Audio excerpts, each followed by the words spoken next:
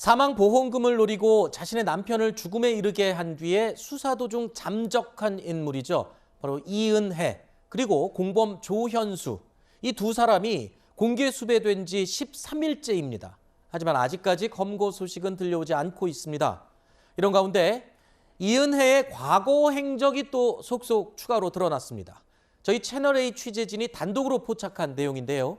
지난 2017년 9월 이은혜가 일본 여행을 하던 중에 가방을 도난당했다면서 허위로 피해 신고를 한 뒤에 이 피해 접수증을 받고 한국으로 돌아와서 여행보험금 150여만 원을 타간 사실이 확인이 됐습니다.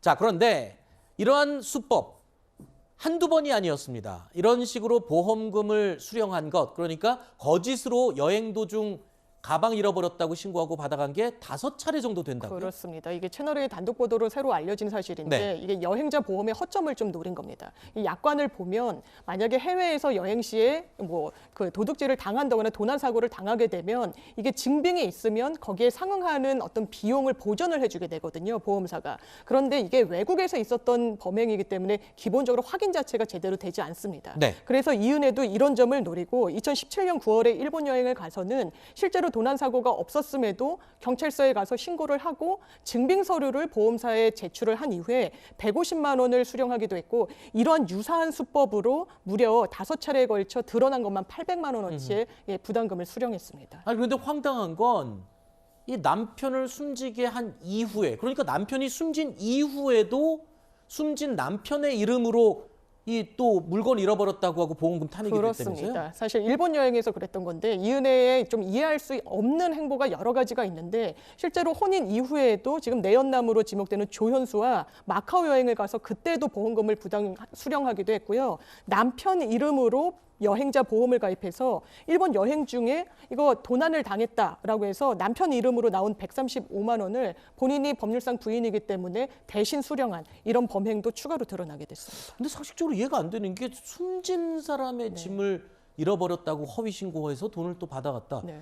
글쎄요, 정상적인 사람의 사고방식으로는 이해가 지금 안 되는데, 자, 이은혜는요, 피해자가 숨진 뒤에 사망보험금, 그러니까 남편이 숨진 뒤에 남편에 대한 사망보험금 8억 원을 요구했다가 보험사로부터 거절을 당한 것으로 알려졌죠. 그런데 이은혜는 피해자인 남편이 살아있을 때도 그 남편의 가족들의 돈에도 손을 댔다라는 내용이 또 추가로 알려졌는데, 이건 또 무슨 얘기인가요? 그러니까 이게 이제 뭐 그런 겁니다. 아마 그 윤 씨를 통해서 윤 씨 가족들에게 윤 씨가 돈이 필요하다라는 형태로 좀 돈을 받아낸 것들이 있는 것 아닌가 하는데요.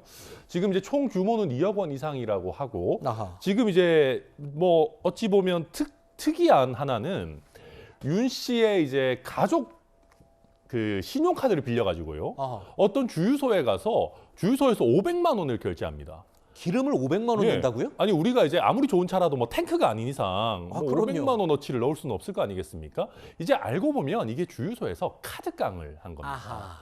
그러니까 남편 가족들의 신용카드를 무분별하게 빌려가지고 카드깡을 해서 뭐 본인과 그다음에 지금 알려진 공범, 그다음에 이은혜의 가족들이 나눠서 쓴 것 아니냐. 그래서 윤 씨 살아생전에도 윤 씨 가족들로부터도 이런 식으로 돈을 많이 좀 받아냈다라는 것들이 속속들이 드러나고 있습니다.